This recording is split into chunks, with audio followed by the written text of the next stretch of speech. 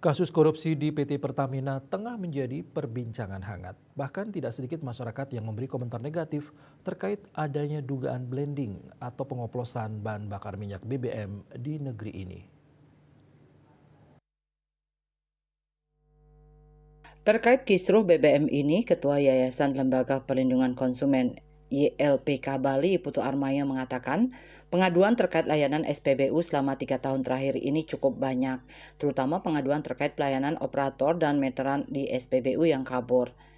Saat ini ada dugaan kualitas BBM kurang bagus karena adanya dugaan pengoplosan. Karena itu, Putu Armaya meminta Direktur Jenderal Minyak dan Gas Bumi, Dirjen Migas, Kementerian ESDM, untuk memeriksa ulang kualitas bahan bakar minyak BBM Pertamina yang beredar di masyarakat termasuk di Bali. Pemeriksaan ulang tersebut bertujuan untuk memastikan ada atau tidaknya penyimpangan BBM Pertamina dari standar kualitas yang sudah ditetapkan oleh pemerintah.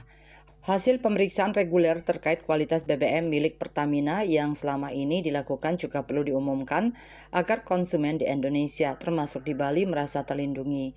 Menurut Armaya, konsumen berhak juga atas informasi yang baik, benar, dan jujur sesuai hak-hak konsumen di Pasal 4 Undang-Undang Perlindungan Konsumen (UU PK).